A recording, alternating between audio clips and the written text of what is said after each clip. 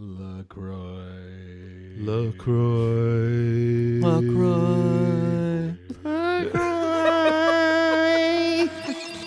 Once it clicked, like once I was like, Oh, wait. Is Jeff not going to drink that shit? oh shit. Man, I gotta drink Yeah, that let's do shit it. now. And it's all warm too now, huh? It brings it's out the cold. flavor. Oh, it's cold. So good. Brings, Just for the brings out the flavor. flavor. So we got one more new LaCroix for Jeff to try. We haven't done it in a few weeks. We have cherry lime. I'm not even going to try to pronounce this. Let me see. I'll give it to my best French. Corate. I actually think this one's pretty good. May This one's got some I, pretty good flavor. Can I make a quick Wait, is that the suggestion? flavor or is that just like that's the brand? Yeah, that's like the brand. 'Cause Cura- now I'm familiar with that. Curate is apparently the fancy brand. It's Karate. Cerise Lemon. Cerise lemon. Can I make a karate. suggestion? Yeah. Besides drinking it, Shotgun it. I think he should do a dab through that bong with that as the water. Oh no, no. Why not? As a shout to He the, wouldn't dare desecrate There was his rig.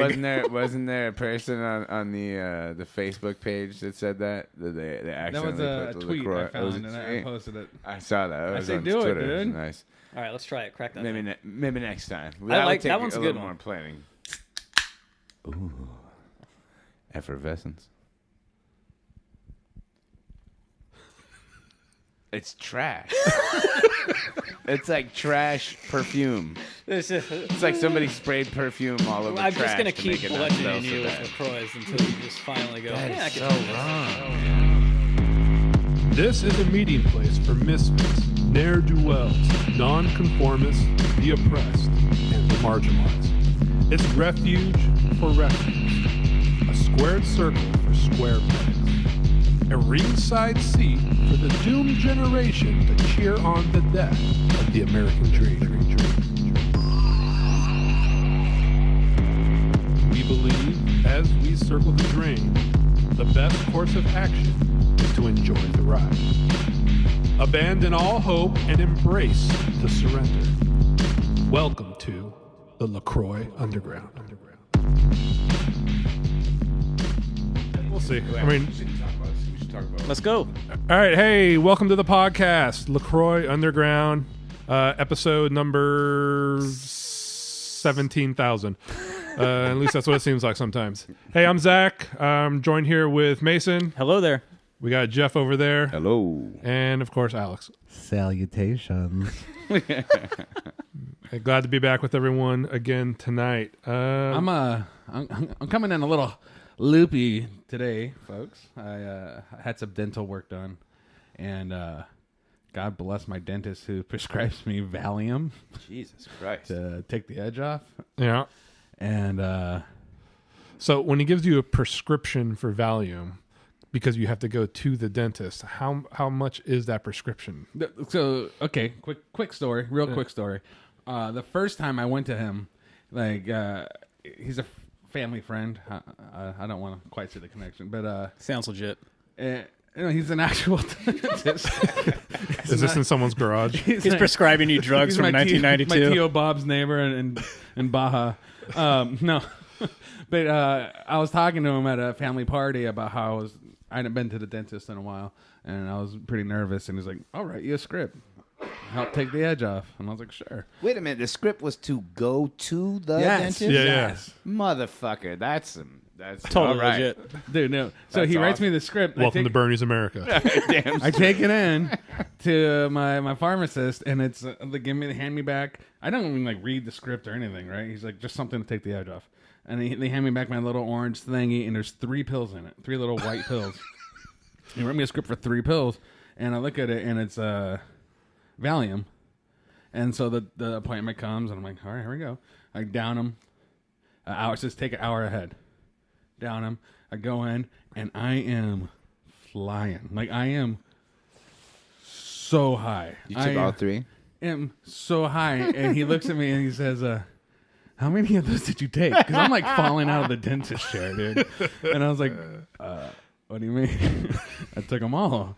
And he's like, you were supposed to have one per visit.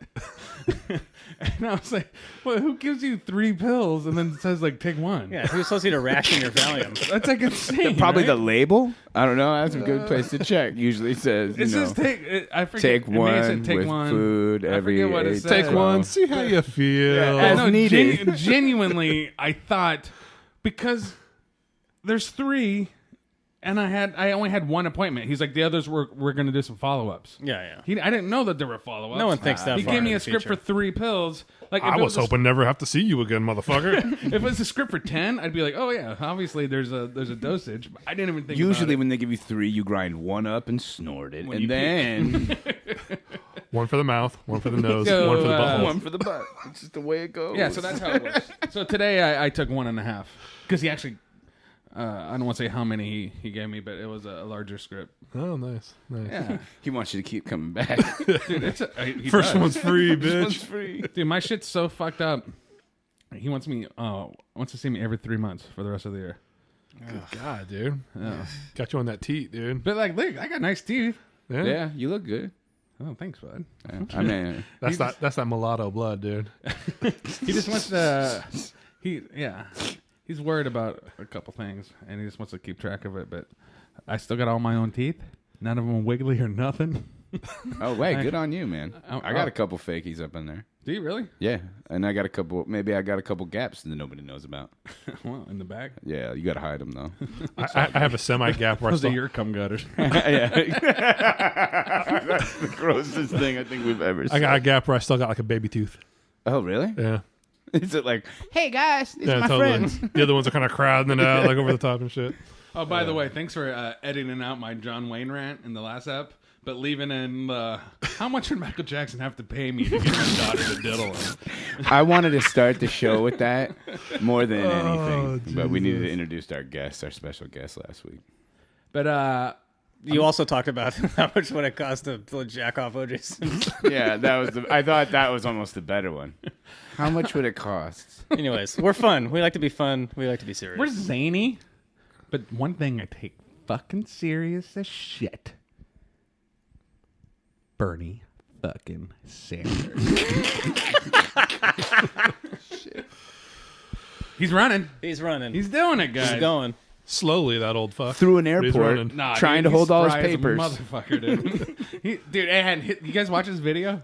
No. He's looking good, man. He got a haircut. got a haircut, He's yeah. wearing a suit that fits. Yeah. Like, Hey, he's ready. Did you? There was a I little. bought some new suits with the money I got from Russia. I went to Men's Warehouse.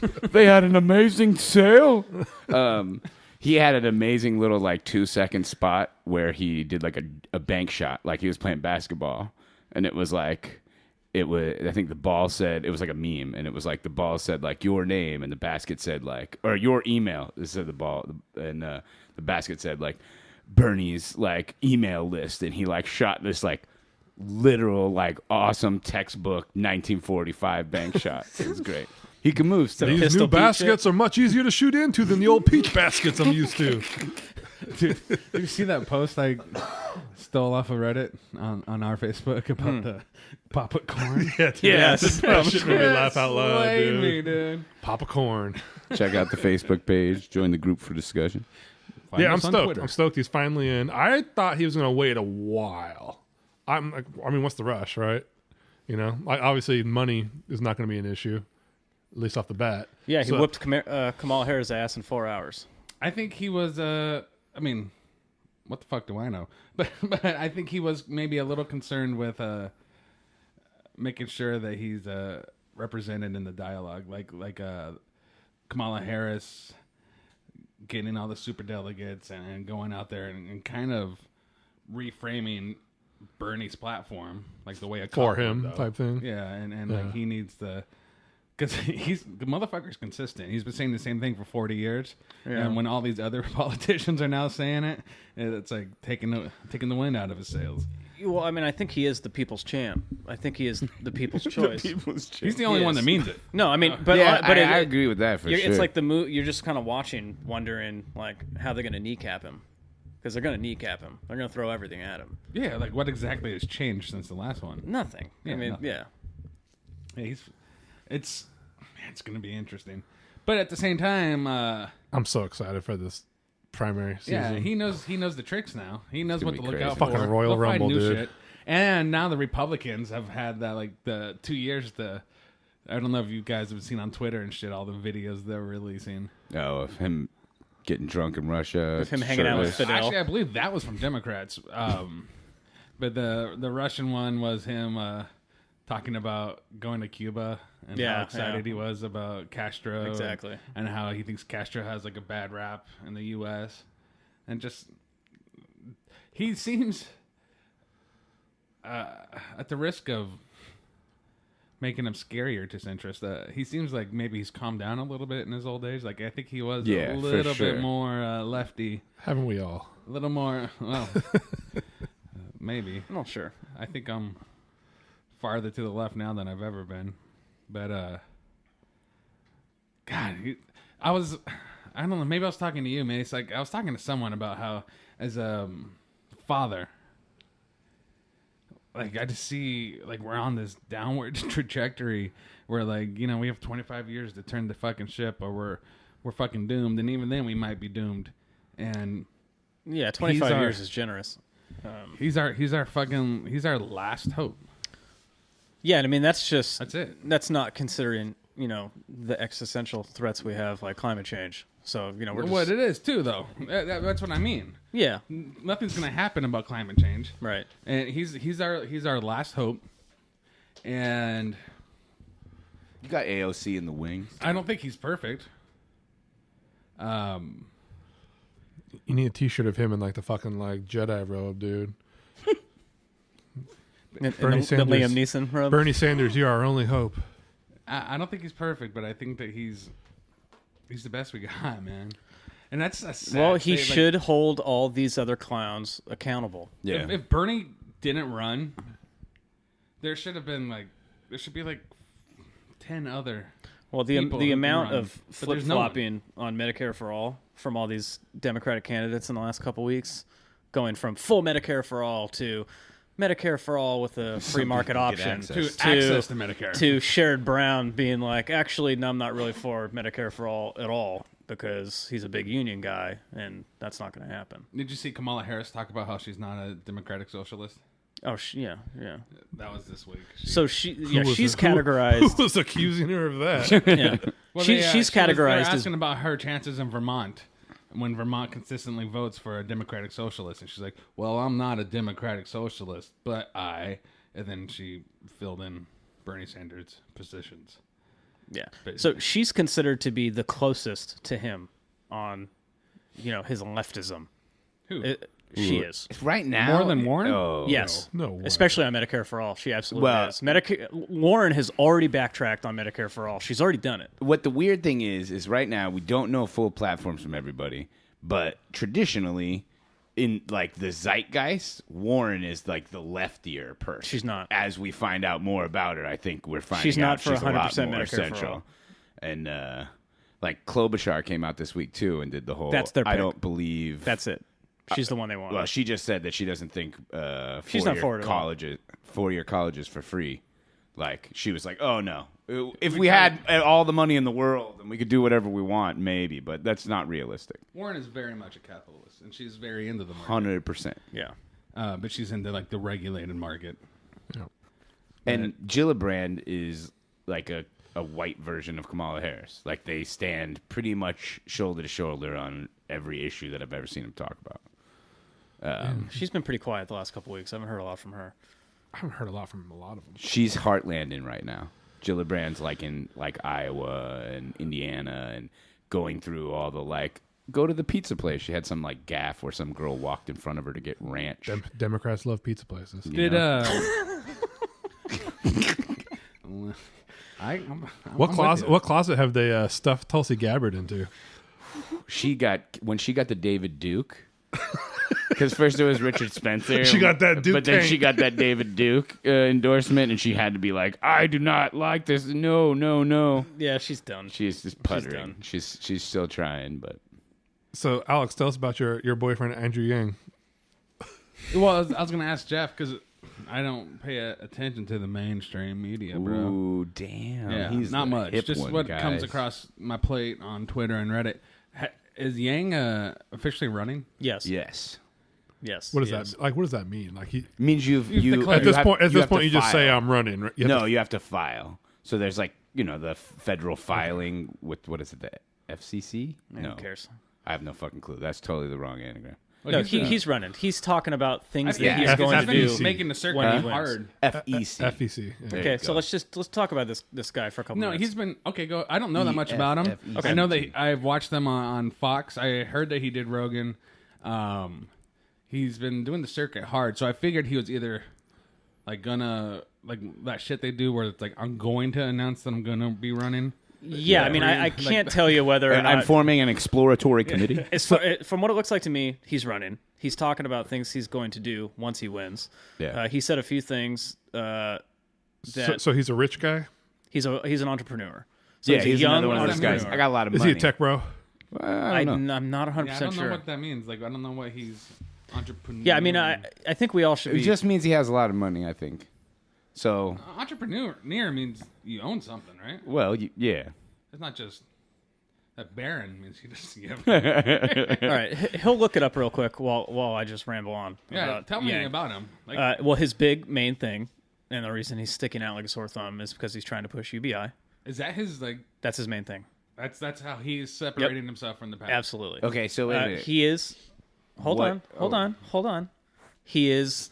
Back in your cage. Jesus Christ, Just dude. like this, he is 100. He is, from what he says, 100% Bernie Medicare for all, 100% for it. Okay. Which is great. He said when he becomes president, he will pardon every single person in jail for a marijuana conviction, which is amazing. I don't know how that's possible to do federally, but it sounds amazing. Well, he's as a president, he can pardon any federal. Yeah, okay. It seems like he's an entrepreneur of entrepreneurship. Ooh, damn. Like that's his thing. He like pimps entrepreneurship. Is he like the infomercial guy? Like like call that- me now and get my book on that's how what to make. that's what Obama tapped him as. Was like he headed like the presidential commission of like entrepreneurship. Like that's his gig. His job, as he sees it, is to help other people get jobs. Basically, Which is what he kind of sound. Yeah, he sounds like a marketing type dude, but his main thing is UBI.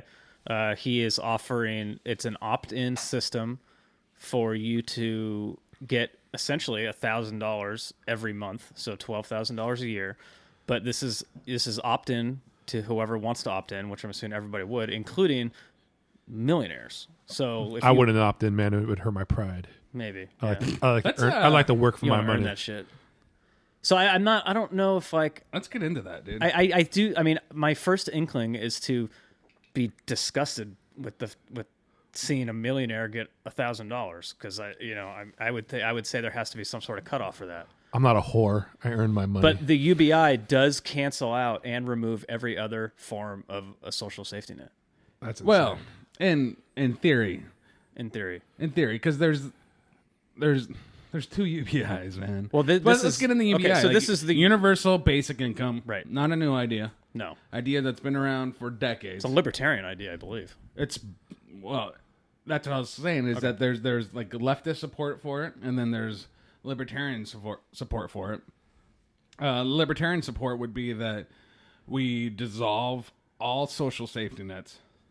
I mean, this is the extreme approach. Yeah, the idea is that approach. we're giving the it- perfect libertarian. we're giving it to we people would anyway. dissolve all safety nets, and that money that we would save by dissolving all those safety nets, we divide up and give to everyone. Right. And therefore, like, you take your, say, $3,000 a month, and if you're 1,000 not with working, this like, guy. that's how you get your medical attention. That's how you pay your bills. That's how you get your housing.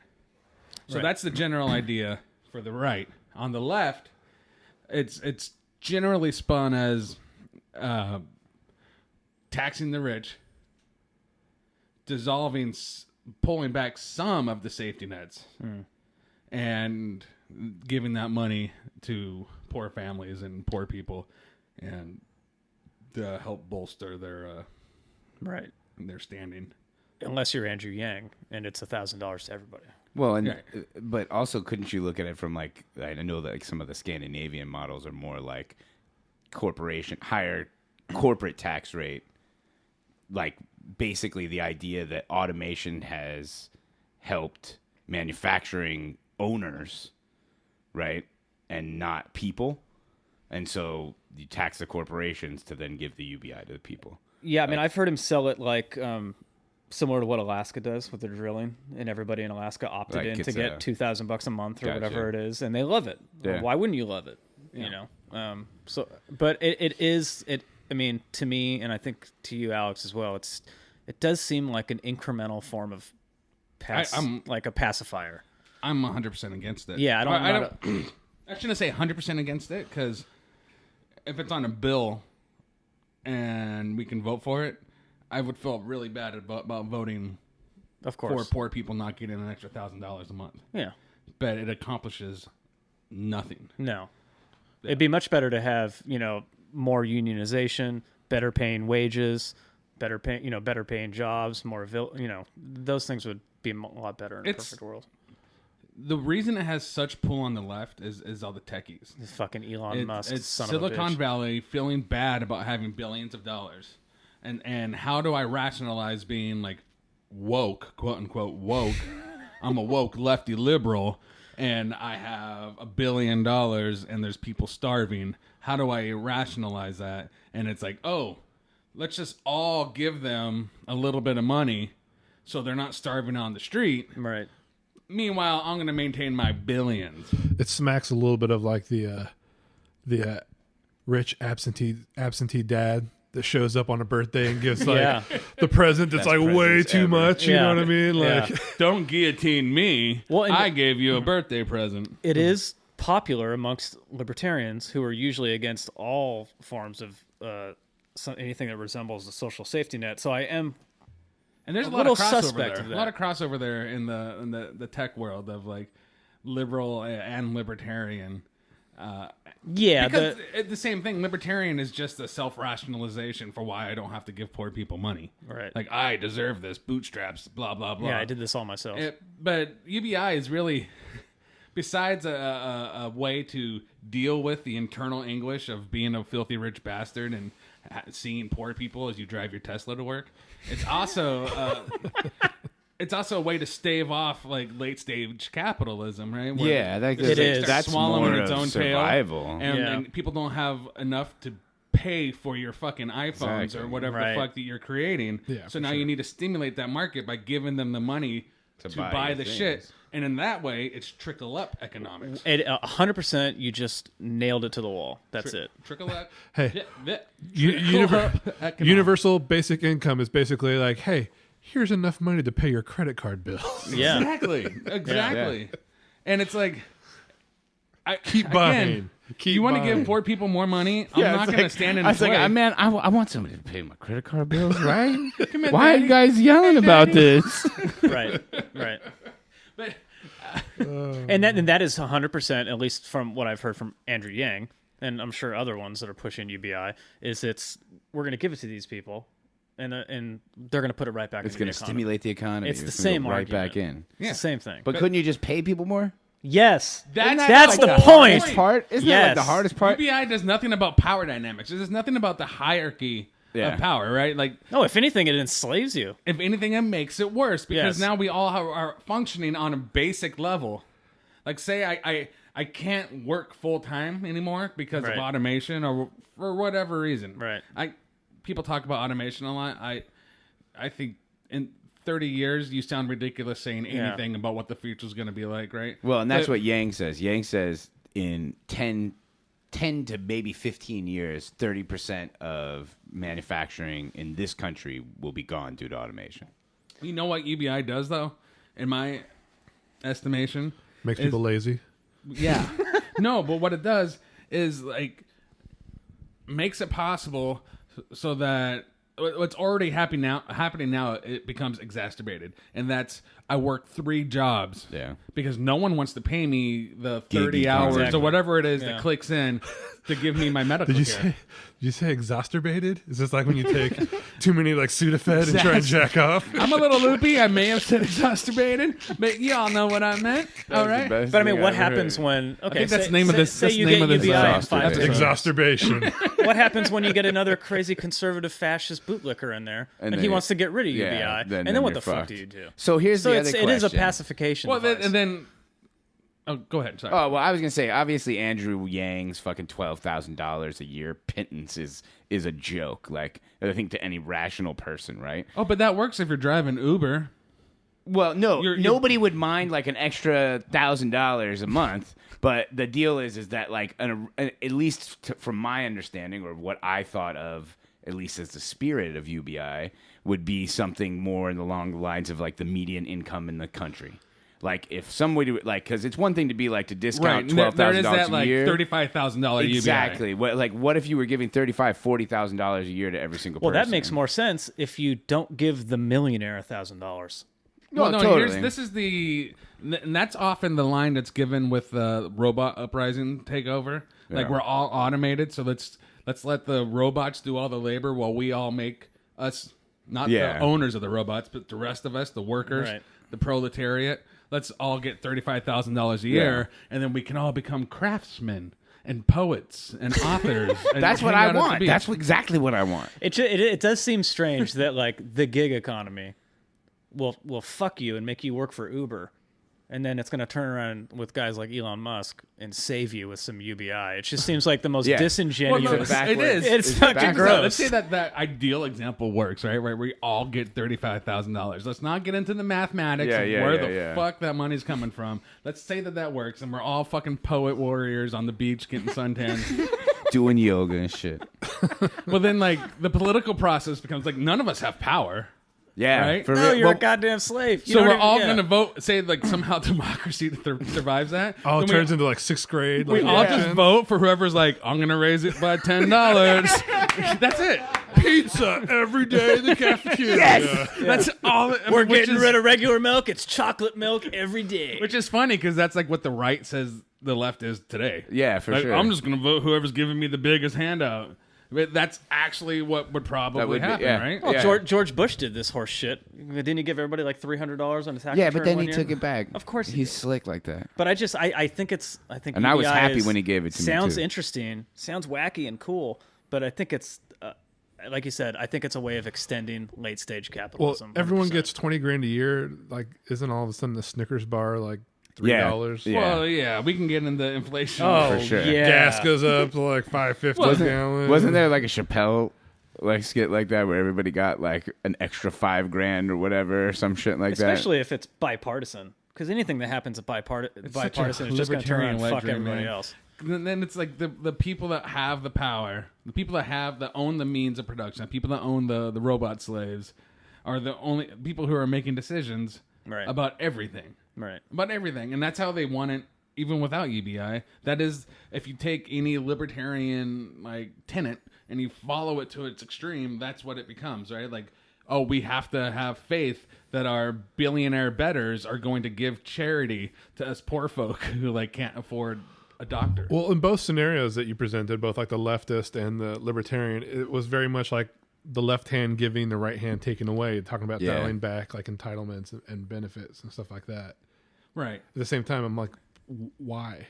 That's the So you're going to get rid of a social safety net, but you're going to give millionaires $1,000. See, it makes sense that Yang, and I don't know Yang that much, like as we were just discussing, but it makes sense that he's really a wealthy person. Yeah, because the $1,000 a month, that's not enough to live, but it's enough to start pulling back on safety nets. And that's because the question with UBI is always, where's it coming from? Yeah. Well, and that's how you want it. That's how they're going to try to sell it to like the $1,000 a month is, I mean, give or take, probably within the margin of error, is like how much it costs to like insure a family of four with health care.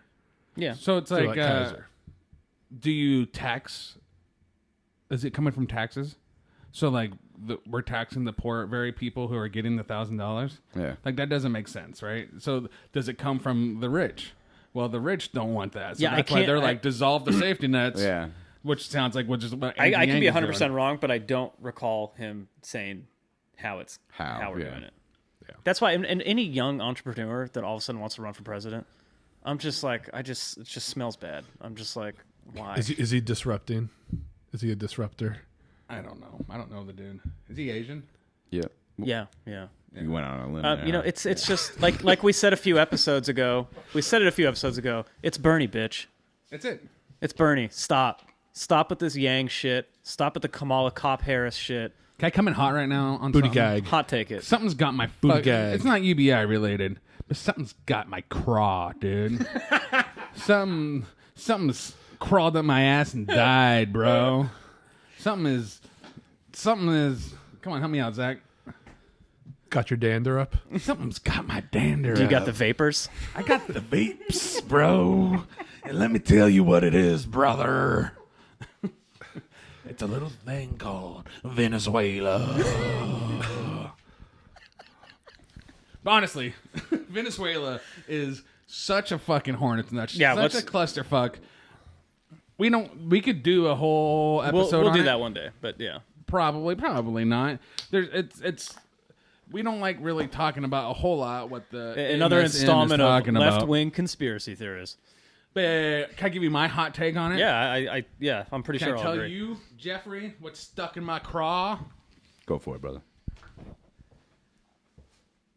Quick take. All right, here's a quick rundown for anyone, because there's so much going on in our fucking lives, right? That it's so hard. Like we have fucking bombing going on in Yemen. We have fucking Congress voting to get out of that. There's just so much going on in our own country. It's hard to pay attention to what's happening in other countries. I agree. Quick rundown. We have been fucking over Latin America, Central America, and South America. I realize there's overlap there. For as long as I've been alive, for about 40 years. Oh, it's been more than that. Yeah, It's probably closer to 100 years. Yeah, closer to it a came to good its trip. biggest head under Reagan, right? Okay. And here's the point. Venezuela was one of the richest, if not the richest country in South America. Is it South or is it Central? South. South, thank you. In South America, because of its oil reserves. So what happened is a few years ago, OPEC got together and said, hey, we're going to flood the market with oil, which drives down the cost of oil for Venezuela because they figured, they did the math, and they're like, we can run them until they are fucking broke. And they were heavily reliant. They put their That's whole right economy. 50% after. of their economy is based on oil. Yeah. Venezuela. Yeah, but it was also right after Hugo Chavez took all over all the old like Exxon and Arco plants and nationalized them, right? Yeah, so pissed them all off. Yeah, for sure. Okay, keep going. So they flooded the market, tanked the Venezuelan economy. Traditionally, when a country is going through a bad thing with their economy, what they do is they sell bonds to other countries to try to get some money back and flush the market. But right about there, beam, bam, boom, we slap some sanctions on them for human rights, whatever, and made it illegal for any bank Right. that does business with the United States to do business with Venezuela, so they couldn't get any money, and we fucked up their economy, which is what we always do. Mm-hmm. And then with so many countries, This is American exceptionalism that- 101. That is what we do. Yeah. And then normally we swing in there and install our own leader, which is precisely what we're doing now, right? Right. Mm-hmm. And it's scary. What's really pissing me off is the bipartisan support. There's no dissent. No. There's So, I mean, like, just real, we're not going to do a big Venezuela thing, but the Red Cross said no. Like, they just went down there recently. okay. So what happened? Okay. This is interesting. So Trump's like, "Hey, we're sending down hundreds of millions of dollars in aid, Swinging wide around Puerto Rico. swinging hundreds of millions of dollars of aid, and the Venezuelan government wouldn't let us come in." Like, as if you can just drive huge And that's military exactly what caravans. the in other Venezuelan government is like, would you let a bunch of army envoy drive through your borders? Who has a without history of invading there's- countries. There's protocol here, bro. Like, Yeah. like you can't just do that. But it was clearly a publicity stunt Yes. to get people like, hey, look, we're trying to give them aid to feed their workers. Yeah. Never mind the fact that we're starving their people with these sanctions. They're not letting the aid in. And in fact, they asked the Red Cross if they would help move these supplies down, and Red Cross is like, no, this is way too politicized for us. We know what you're doing, America. We know that you're using this as an excuse. We don't want to fucking touch it. So did the UN. UN wouldn't go near it. Right. But no one's fucking talking about that. No. You don't see that on fucking Rachel Maddow, right? Yeah, Well, and then subsequently they got busted for actually shipping arms. So, like, it's like, on one hand, we were trying to make a publicity stunt to give the Red Cross. At the other time, we were funneling guns and ammo down. Well, that and was got busted yeah, for that shit. That was through the airlines. Yeah, and then at the same time, State of the Union. I mean, Trump did say this will never be a socialist country, so that's huge. What is it really about?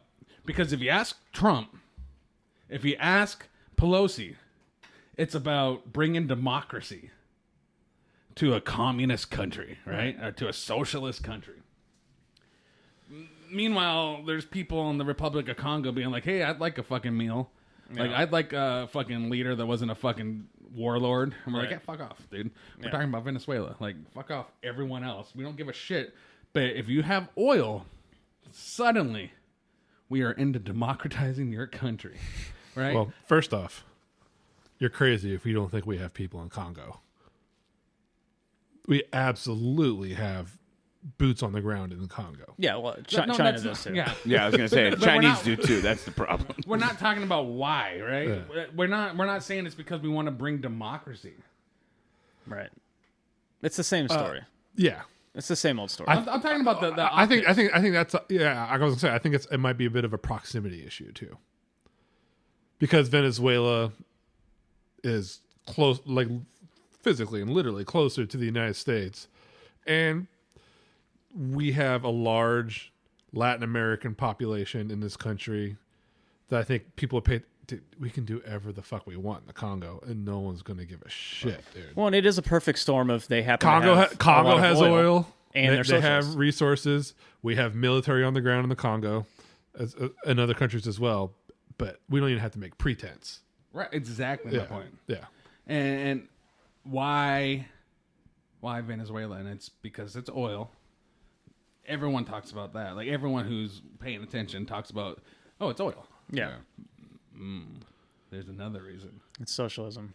It's socialism. Right. This is the war. And this is what they yeah. say. Of course, they're saying it's socialism, but the reason Venezuela makes the perfect opponent right now, and this is where I start sounding like a little fucking Charlie Day fucking connecting the fucking Tinfoil dots hats. on the maps here, right? Who's going to be the front-running candidate is Bernie Sanders. Of course. This is it. What can we do? What can Trump do? What can the powers that be to do to fucking like stain This is the what Tanya he Harding. stands for? This is the is Tanya all Harding of a sudden we moment. become war. We're at war with communism. We're at war with socialism because it worked so well during the fucking Cold War. We're gonna try to take socialism back to a dirty fucking word, and they've been using Venezuela as a like, well, you want socialism? Look at Venezuela for the fucking 5 years, right? And this is exactly why we're going there. One, for oil. Two, optics. It's fucking It chess, is. which makes me know that fucking Donnie Trump had nothing to do with it. But No. his fucking people, they know exactly why we're going down No, there. that's it. I don't think that's. Yeah. Well, I mean, and you're while- not going to convince any normies of that anytime soon, but that's 100% what it is. This is going to be a full-on war on socialism. This is. They're going to kneecap Bernie with this. They're This is fucking putting their Mr. Wolf on the fucking job too. Yeah, fucking. Fucking the cleaner, Elliot Abrams. Fucking, if you want to hide some fucking bodies. Oh, he's Yeah. good. What's his history again? Everything, what a fucking every single everything, fucking Latin country Everything. you can think of. Yeah. Right. Panama, Nicaragua. Right. Exactly. Yeah. Well, and Maduro and and definitely Chavez before him, like while they weren't the like beacons of hope in, I would assume, like the socialist world, you know, they did spark off like a firestorm of socialist like leaders in neighboring countries. And Yeah, but let's not forget the enormous support for Chavez. yeah, And there's still there's zero coverage of the giant support rallies that are happening currently. dude, you also hear reports of people that are dissenters like getting shot in their living rooms in front of their families.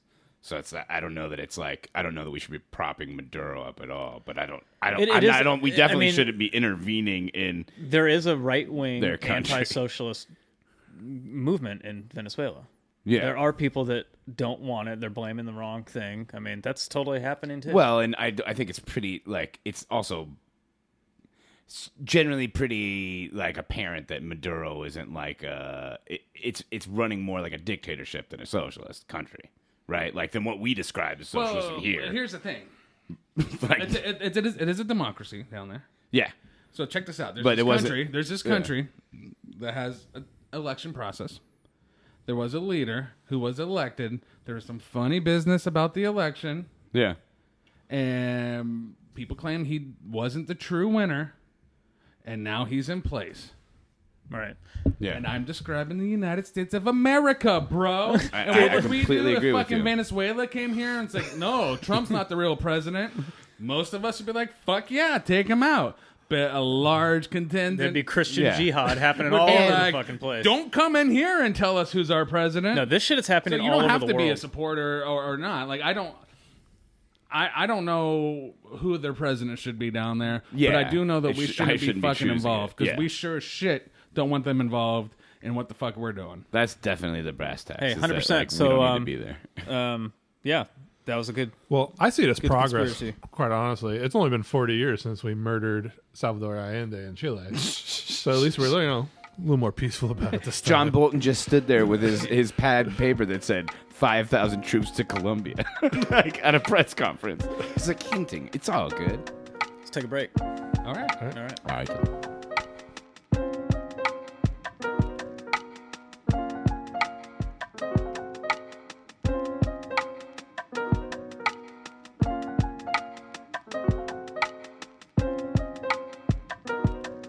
So, I'm going to make a quick recommendation.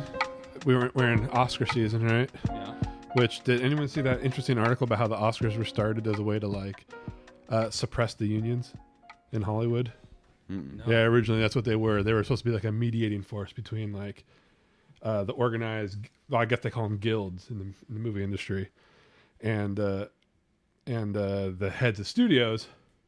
They created the Academy as a way to only let like the good people in and keep out like the troublemakers. Shit. Didn't really work. People started like protesting and, Yeah. and boycotting the Oscars after like 3 years. Anyways, dude, I saw The Favorite. That shit is phenomenal. Really? Oh, it's so good. It's so good. Haven't heard of it. Oh, it's by that Greek dude that did The Lobster, Oh, that movie's great. and it's about Queen Anne, and she has like two women that are like vying for her attention to be her favorite, and it's just, you think, oh, it's okay, it's gonna be like like a period piece, it's like 1700s England, blah, blah. It's just a complete study in like the grotesque and absurdity of like the rich and royals in like 1700s England. Like It is, the Victorian style. Well, that was a little later, I guess. But- pre-Victorian, yeah. Okay. But it's like it starts off with a bunch of dudes in like wigs freaking out and screaming, and they're literally like racing ducks. And like one of the drawing rooms of like the palace, and then it's like they're shooting in slow mo, and half the movie is shot with like a wide angle lens, like it's a fucking Beastie Boys music video.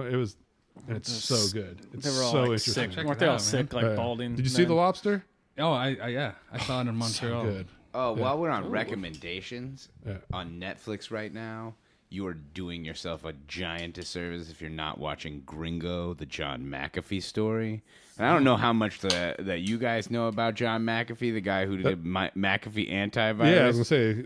Holy fuck! I Let me just hear just give him you popping up highlights. every now and then, like saying some crazy Right, shit. so he Yeah. ran for president in 2016, right? Yeah. He's running president again this 2020 as a libertarian, your favorite, right? He's also wanted for murder in Belize. Pedophile. He also, nah, bruh. He's wanted for He's murder. wanted for murder in Belize of his neighbor. He fled to Guatemala and faked a heart attack to get extradition to the U.S. He's known to have several. How do you Belizean? I don't even know the right word. Belizean? Belizean, girls around. He's a kind of a scat guy. He sounds like he a likes scat dude. He likes to have girl shit in his mouth. It is one of the most gripping, like... He sounds like a what total the- libertarian. Exactly, Yeah, he's right? filling He's all like the 73. You know the He looks like Roger Stone, though. He looks like 60. ripping in the tearing. Ripping in the tearing. That's exactly who that dude is. You have to I watch picture it. him living in Belize. He's probably got the fucking Hulk Hogan like hot dog skin. Exactly. And he has like the one weird, like old, like sailor style tattoo on his chest and his arm on his bicep. And he walks around with fucking, high caliber guns and arms like fucking militia Holy squad. shit, yeah. It is bonkers, dude. I watched Sorry to Bother You last night. Was No, it 2 any nights good? ago. Yeah, it's great. It's great. It's I am so out of it, man, because of my kid and stuff. Like I don't have commercials on my TV, I don't have any live TV, so I don't even see trailers or anything. So like I just heard that Boots Riley, that's his name, right? Yeah. Is a communist, and he wrote a critique of capitalism in a fanciful like comedy. I was like, shit, all right, I'll watch it. It takes a second to adjust because it is just wacky, but it's definitely worth watching. And my wife still sees giant horse cock every time she closes her eyes, and I'm not going to explain what that's from, but like she like tells me all the time, like she just can't stop thinking about these giant swinging horse dicks that are in the movie.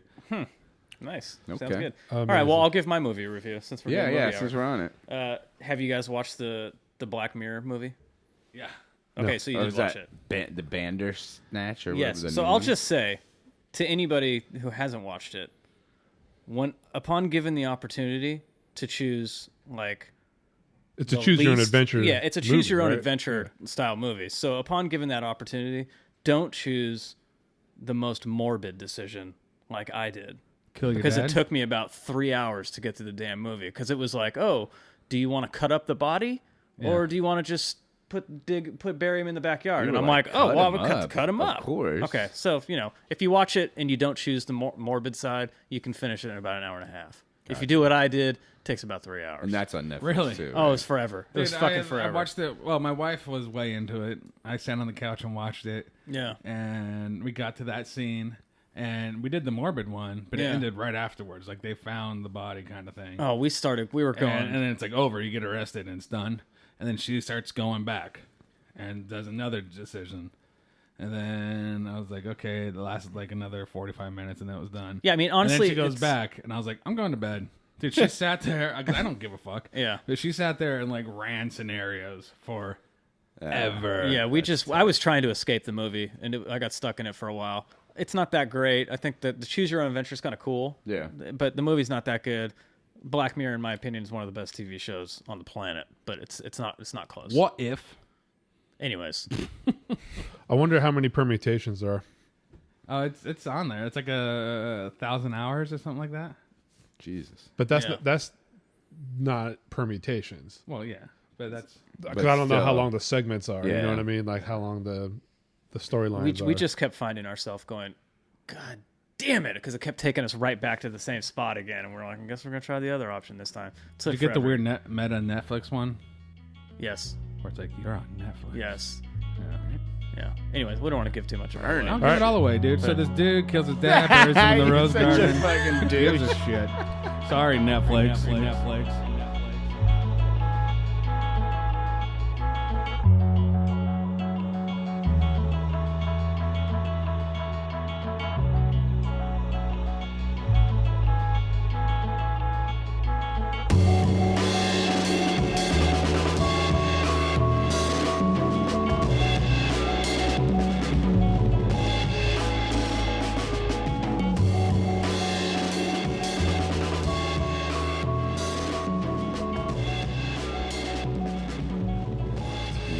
And we're back. And we're back. Hey Mason, are we back? we're back, guys. We're back. What? Road dog. For our listening audience, man, we have just spent a lot of time going down memory lane with the WWF of the 1980s and 90s. And we'll reveal why at a later date. But Yeah, next week we'll get into it.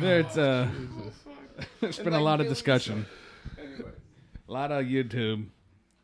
highly recommend YouTubing Randy, the Macho Man Savage, watching All him day. talk. All day. So we've had a bit of a series going. Yeah, well, we took a week off. The last episode we just released did not go into the second half of Dialectical Materialism, which we started 2 episodes ago. Partially my fault. I think I got high, and I just don't think getting high and talking about Marx is not... Guys, we tried. Let's be honest. What? We tried to record it. We tried. Yeah. Yeah, it did not work out well. It failed miserably. No, I think I was given 5 minutes, and then it was... I thought it was solid, but whatever. Okay. It didn't last. So 2 episodes ago, I was challenged to go over dialectical materialism. We did dialectics. I'll just do a little quick overview of dialectics. Does anybody remember? Yep. Okay. I do. Okay. Pick me. Alex, Hegelian dialectics. What did we talk about 2 episodes ago? Oh, shit, man. Thesis, Oh, yeah. antithesis, synthesis. Right. So the idea that... Somebody's college boy. like Hegel basically was a German idealist. So these were ways he thought through the process of dialectics, you could explain all of human history through ideas, through a problem with a contradiction to then like a synergy, right? Which Dissolving creates a cycle, not abandoning the past, but bringing it with you Exactly. and having it evolve. Exactly. Hegel The called it evolution the of good negation of negation. So it's just a process, an unlinear process of going through ideas. But these guys are idealists. So they think that the material world plays no part in your perception because it's all about how you perceive it. Yeah. So Okay. what's in your head? So Well, the thoughts you have drive how you create your world. correct. Yeah. So Wait. Yeah. That's ideal. So like that's a pure idealism. idealist it probably believes in a soul, right? Because like that's something within you that's you think that's there's something processing the innate world. to being like a human, like there's some sort of essentialism there. yeah, you're born with something. Yeah. Okay, that makes sense. Okay, so that's not just Hegel, it's Kant, it's a lot of people in that time. That was just popular. But the opposite school of thought to idealism is materialism, and that's saying that regardless of what you perceive something to be, there is something in the world that exists on its own. There is an objective material substance or tree or person. There's something that exists, and it is what it is, regardless of how you perceive it. Like whether humans exist or not, there is a material world out there. Mm-hmm. That's Marx's school of thought. You know what's Marx a of the trip? materials. Is that all this was like done before astrophysics, you know? Yeah. Well, I'm sure materialism helped lead into that. Yeah, when I did some brief reading on it this week, they even said that materialism is almost like an old-fashioned term that some people still use, but some people even kind of changed it into physicism or something like that, because it kind of incorporates like the sciences. It's basically testing things, being able to test something through physics makes it material, right? So a lot of people will say materialism, like if I told you materialism right now, you would, consumerism. That's not the type of materialism we're talking about. Yeah, that colloquial divide. Right. We're talking about like matter, like things that can only be tested through the process of physics. So here it is. If Hegelian dialectics, being a form of idealism, wants to explain the process of human history through a matter of ideas revolving, dissolving, and becoming fluid, Marx just took it and flipped it and said it's not about the idea, it's about society. So imagine that problem, that contradiction, and that synergy moving around. Marx said take that idea and transplant the idea with actual culture and society. So if you go back, but they're all... Well, if I can jump in real quick, like even at its core, materialism thinks that like thought, like inspiration, thought, whatever you want to call it in your head, is nothing but an effect of material, like your pineal gland and your thyroid, right? Thoughts and your the software hormones to the hardware of your brain are creating these thoughts. That's where I'm at. Yeah, So, material would precede Yeah. idealism. Like almost a lack of free will kind of deal. It's weird. I mean, No, you might I get into reached this or too much. something, but I don't want to jump the gun. But it seems weird because it seems like economics is both a school of ideas and a school of measurable of mathematics. You know what I mean? So it seems like it could be both. No, am I off? Well, I think that's Marx's whole thing was economics. Yeah. He thought our whole relation to one another at its base is an economic system of how we make things, we produce things, and then there's a ruling class. But if you just kind of, like we talked about, like the problem, the solution, the synergy, you can go back to, like, say, the dawn of agriculture, 10,000, 12,000 years ago, when we were nomadic, and then we became sedentary, right? Mm-hmm. That is just as crucial to, like, say, the end result of being like a socialist, communist society, as you have to have that. You have to have that beginning, that dawn of agriculture, where we start to settle, we start to build. You get what I'm going? I know where you're going, just because I know Marx, and it's filling in. It's a circle. I'm understanding how this is what materialism fits. Okay, I get it now. So the difference between idealism and materialism, it's kind of a matter of flow. Where idealism, it's like from within and flowing out. Right. Whereas materialism is like, no. It's everything without constructing what is within. It's flowing. So it's out to in instead of in to out. It's like and a simple way of drawing it. You know, you had to have had that dawn of agriculture to get you to feudalism. Mm-hmm. And you had to have feudalism to get you to basically the beginning of what we know as now is like capitalism. Yeah. And so therefore you cannot have capitalism without the Industrial Revolution. And you can't have socialism. Like, capitalism is just as crucial to communism as anything. Like, you have to have it first. Again, thesis and antithesis. Yeah. Right. So this is it's evolution. You have to think of it as like an evolution, but instead of like ideas, they're actual just societies. So the proletariat will always overthrow the bourgeoisie. It'll always overthrow the ruling class.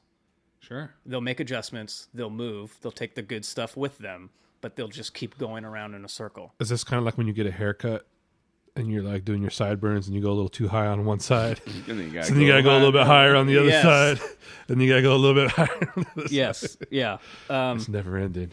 Right. That's kind of, if you can kind of think about it like that, that's kind of what it is. I mean, we're really skimming the top of it. No, I dig it, dude. But if you think about, like, just how we talked about ideas, take ideas out and put society and culture in place of those ideas. Because I hear Marxist critiques of Leninism being that he forced a feudal society into a socialist society, skipping capitalism, and that was a big, according to these people, a big reason why it failed.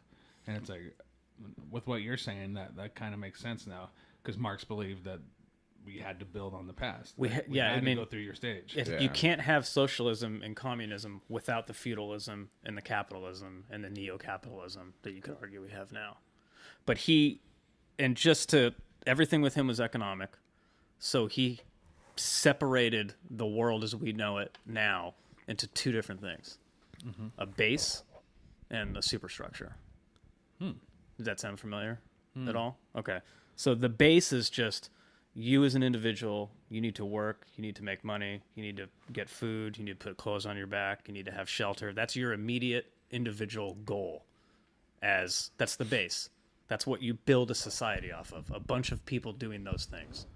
The superstructure is the tradition, family values, government, religion, like all the outside stuff that makes, that kind of holds that base in there. Okay, that's interesting. So the base doesn't really change, but the superstructure changes constantly. Right, and like if you can only, if all you can offer to that system is your labor, then what say do you have in how everything else works? So the ruling class is what dictates to you your values. It's who writes your history books. It's who gives you your religion. And if you just start at the dawn of agriculture, where we became sedentary and we started talking about, farming, it's like this guy's going to do this job, that person's going to do that job. oh, we need laws. Oh, we need religions. Oh, we need values. The guy who writes the history books is always in that superstructure. Right. The ruling class forms the base in which we all operate in. So if all you are is somebody that's working and all you can offer is just your labor, Right. then you have no say. And you have no, that's the difference between like, Yeah, the superstructure or the ruling class even tells you what the value of your labor is. Right. Like you got no say. Like all you have is labor, but what's your labor worth? That's not up to you. It's up to your boss. Right. And that, I mean, we don't have to do a big, I'm sure we'll talk about all these things as we continue to just, work out all these ideas. But as soon as it clicked, where it's like, okay, you said we have to do dialectics first, right? Yeah. We had to do it because we couldn't just talk about like, oh, it's just society moving around in a circle and, somebody does this and then it changes that. And, but if you're thinking about it as the base, the individual, the worker, putting family, food, clothes on your back, that if you think of that as building the superstructure, that's almost the wrong way to think about it. Because superstructure is there, and then everything else is within it. Right. Yeah. You kind of get what I'm saying, right? Oh, absolutely. Yeah. So if you just instead of that non-linear liberalism type, story that we've been told about how things just kind of go in a straight line, if you go back and you just, like I said, dawn of agriculture is the best way I've found to think about it, because we stopped being nomadic and we started building societies, and then we corrected, we went from feudalism to capitalism. Capitalism are much better than feudalism.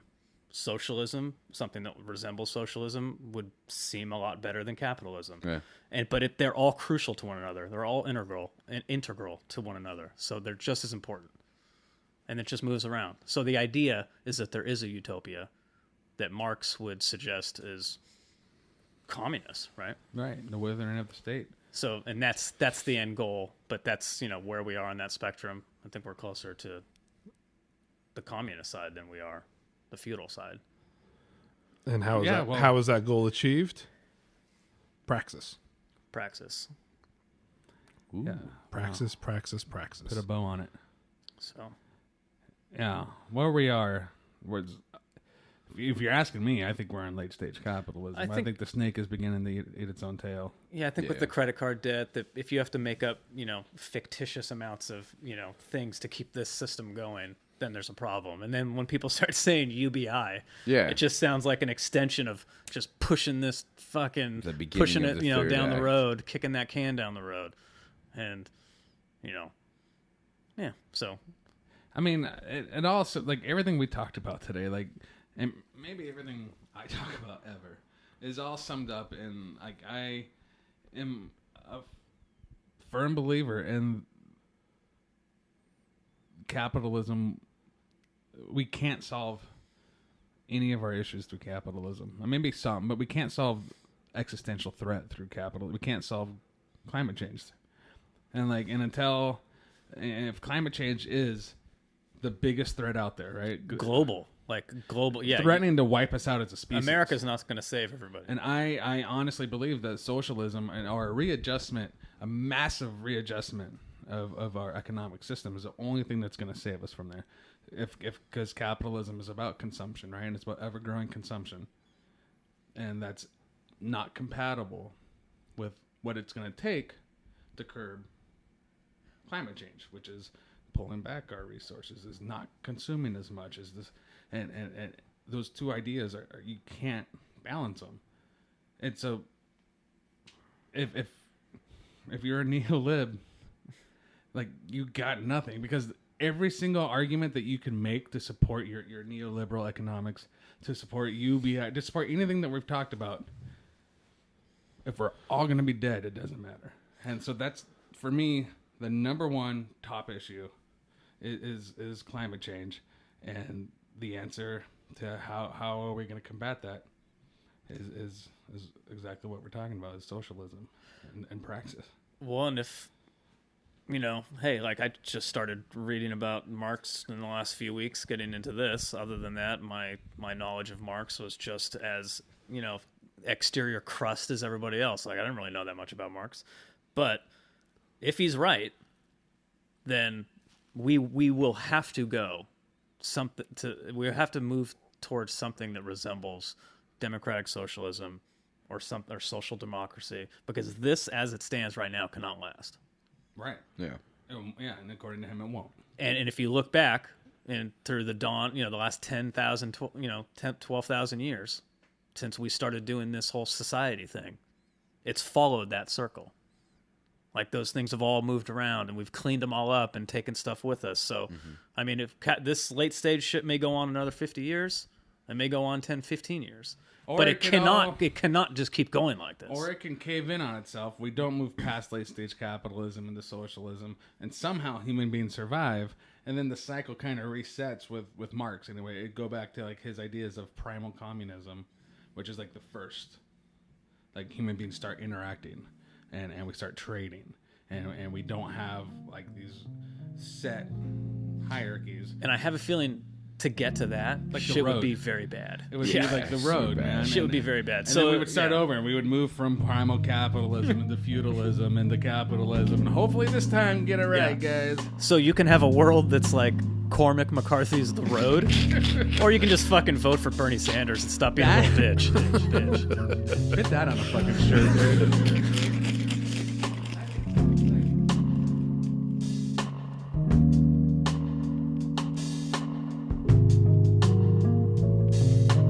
Until next time.